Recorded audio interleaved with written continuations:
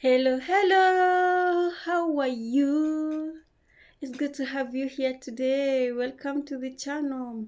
This is where we discuss everything about diabetes reversal, metabolic disease reversal, and everything to do with health. Karibu sana. That is the Swahili word that we say in Kenya. Welcome. I'm a lifestyle medicine specialist and a biochemist from Kenya. And today I just wanted to share the story of how I was diagnosed with diabetes. Remember what? We all have our own bodies, and each one of us will get into a crisis at one time or another. You like it or don't. At one time things are going to go south for you. And so it happened for me. And just in case you didn't watch the intro video, just to give you a background, a little bit about myself. As I mentioned, I was a biochemist for the longest time. I think I practiced for 15 years. Then I decided to switch to medicine and to learn more about lifestyle medicine. Went back to class, learned ABCD. And then I started helping people to reverse type 2 diabetes. Then after 5 years in the industry, I became the patient. Where I was telling people to avoid, where I was telling the people the steps to follow, here comes I was the one to follow those steps.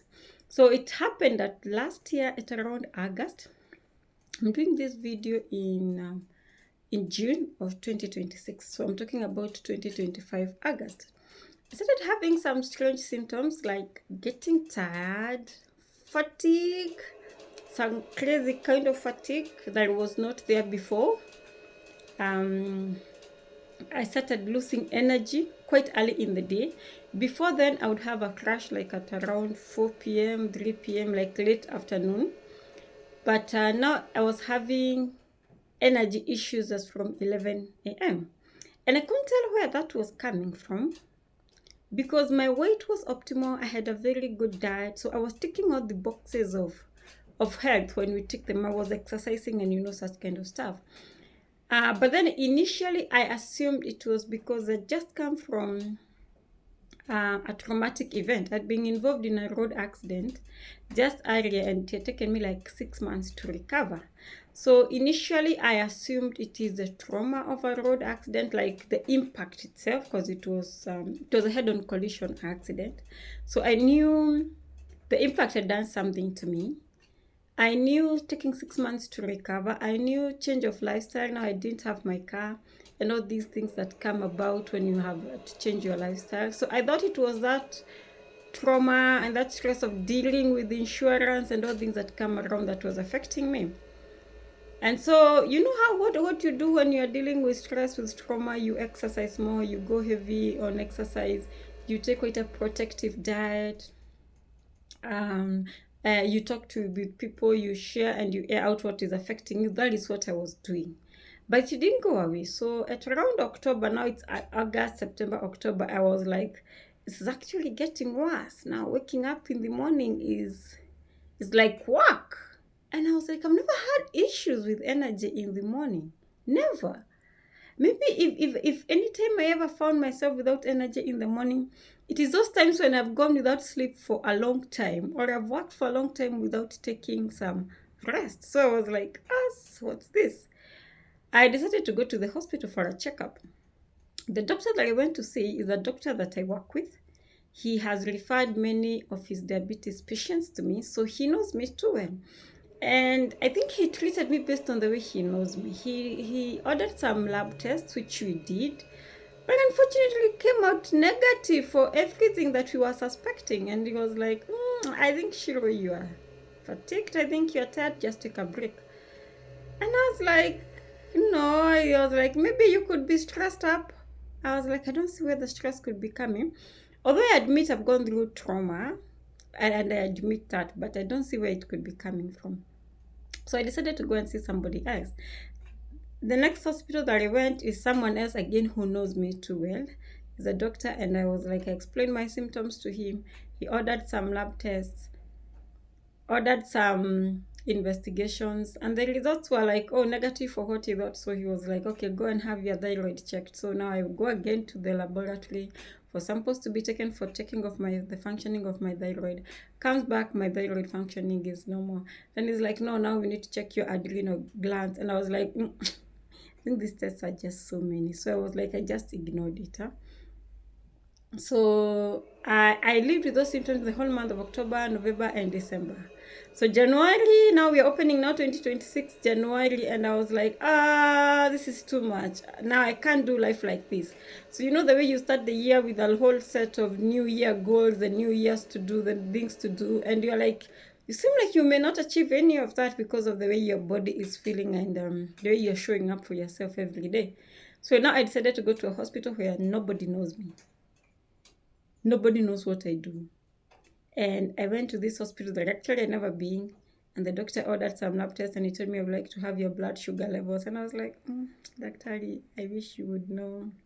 I have a very clean diet. As you can see, my weight is good. At that time, I was lighter. I was 63 kg. So based on my height of 5'6", my BMI was 22.4. I was lighter than I am at the moment. I was not eating carbohydrates. I was 4 kgs lighter. Yes, because right now I'm 66. So he was like, I went and I did the blood sugars. But even as I was going to the hospital, to the lab for the testing of my blood sugars, I was like, I can't be diabetic. I have a very clean diet. I don't eat the carbohydrates. Can't be. And can you imagine? Immediately I was given the random blood sugar levels and it was at 9.8. And I was like, ugh. Wow, random sugars at 9.8. This is borderline and this is borderline high. This is not borderline low. This is borderline high. I knew it. Took the results back to the doctor and was like, oh, you know what this means? 9.8, and it was around midday and I had taken my last minute around 8 a.m. It means that we could be dealing with some impaired glucose tolerance. So what I want you to do is to come tomorrow and we check your fasting blood sugar levels. So I just couldn't imagine. You know, that all shocked me because I have been having a very clean diet. I've been exercising. I've been eating fermented foods. I'm complying with the laws of metabolic health just as I advise my clients. So where could this be coming from? So I went home, came back the following morning for testing of my fasting blood sugar levels. And yes, I was struggling with impaired blood glucose control. My fasting sugar levels was 6.5, which was not way too high. It was 1 unit higher. And 1 unit in metabolic health is such a high thing. And so Dr. was like, this explains your fatigue. This explains your low energy levels. This explains why you are feeling like this. You have impaired glucose control. And as usual, I'm going to give you metformin.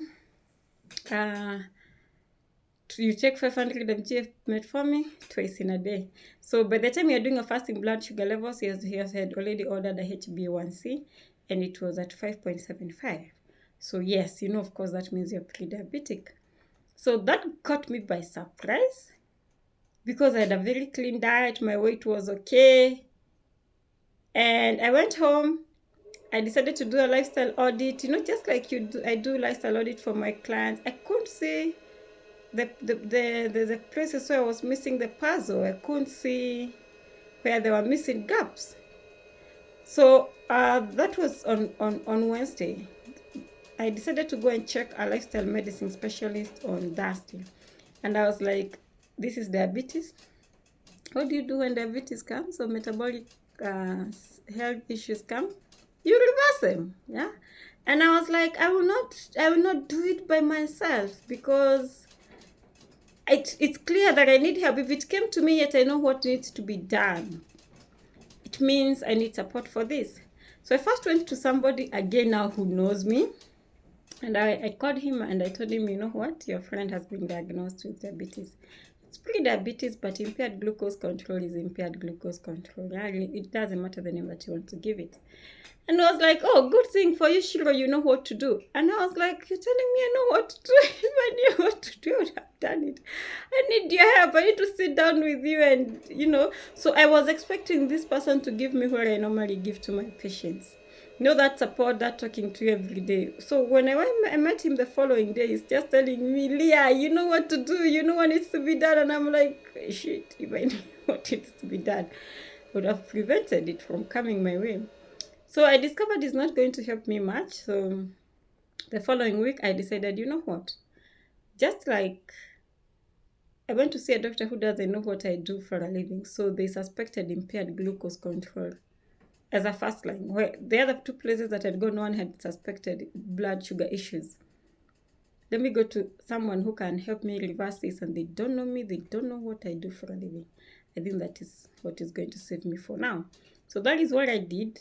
Looked for this gentleman, was available on the online space, looked at how I could find him where he is in Kenya. He told me the hospital he practices in Kenya. I went and I looked for him, and I told him my symptoms, and he looked at my weight and was like, your weight is normal, your weight is healthy. So in my head, I wanted to tell this doctor that we first do, there is the law of 10 and the law of 15. We normally use these laws in reverse of diabetes. So if someone is diagnosed with diabetes and their weight is in the normal BMI range, we ask them to lose 10% of their weight. If someone is diagnosed and their weight is above the BMI range, we ask them to lose 15 kgs. So I asked the practitioner, why can't I lose 10% of my current weight, which was coming to 6.3 kgs? And I was like, based on the history that I've collected from you, a lot of these symptoms have to do with the traumatic events that you've had in the recent past. So now there was that accident. And just now, by the time I'm being diagnosed, it was in April, I just lost someone who was so close to me. She was a distant family member, but I associated with her at a friendship level. So for me, it was actually not losing a distant relative, it was losing that friendship that we had with her. And my practitioner was like, this is all the trauma that you're dealing with, and this is what has brought you here. And immediately he said that it was like a light bulb moment for me, because in terms of diet, I was okay. In terms of exercise, I was okay. In terms of eating times, I was okay.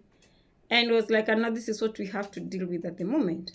And it was like, you have to increase your intake of fermented foods. The worst thing you can do when you're going through a traumatic event is to go low on fermentation, on fiber-rich foods. So we played around the gut microbiome. The gut microbiome determines your metabolic health. The gut microbiome determines how you respond to trauma. It determines how you respond to stressful events. So it's like, because you've gone through this in the last 1 year, this has been so much for you. So we need to support and to enrich your gut microbiome to help you become more resistant. So the intervention that he did was playing around my gut microbiome. Then number 2, it just turned out that I was in perimenopause and I didn't know. I was not aware. So there are symptoms that had come for like 3 years before, and one of it was, which was the major, was the lack of sleep. I had not self-diagnosed to know that I was in perimenopause because I felt that I'm too young for that. But then we are talking, he's taking my history period by period, and it's like, I don't even need to send you to the laboratory. All the symptoms that you're sharing with me are pointing towards perimenopause. That's why you lost sleep. If you're not sleeping, you'll have very serious issues with fixing of your gut microbiome. If you're not sleeping, you have issues with glucose regulation. So what I want us to do, the next step, is for us to fix your sleep. We have to work on your sleep. So I just played around those two things, my gut microbiome and my sleep. And I reversed that pre-diabetes in 21 days. So in 21 days, my random blood sugar levels was very normal. My fasting blood sugar levels was very normal. I'd already checked my fasting insulin levels. It had gone slow by 1.3 units. And my HbA1c had gone down back to 5.4 from 5.7 in 21 days. So that is how I was diagnosed. That is how I reversed the condition. And this inspired me now to open this YouTube channel, because I felt like, you remember now when I went online to look for someone that I could work to reverse this condition, I took long. And I took long to find someone who I could resonate with and someone who could work with me and work with me in that journey of reversal. Because it is not the lack of science that makes people stay diabetic. It is not lack of knowledge that makes people get diabetes. In most cases, yes, there is lack of awareness and there is lack of information, but in most cases, the missing part of the puzzle is always the support. having someone to talk to you every day, having someone to give you the confidence and the courage to know that, yes, I can do this. Yes, this is achievable. This is what I was looking for. So I decided to open this channel to be of value to people in my online space. Because as I've told you initially, I was just working with doctors. It is doctors in Kenya who used to send patients to me. When they newly diagnose a patient, they would ask the patients, do you want to reverse this or do you want to start medication? And sometimes they would give them the medication, but they tell them there's someone who will help you to reverse this if you will be willing to work with them and to cooperate. And so I was like, yes, but that was now a very narrow space. So if now I decided now I can start working with other people beyond, get people in the online space and tell them diabetes is reversible. Because I reversed it, you can also reverse your condition. So that is my story. Thanks for listening. If it added value to you, consider clicking the like button and share with other people in your space. It is a goodbye for now.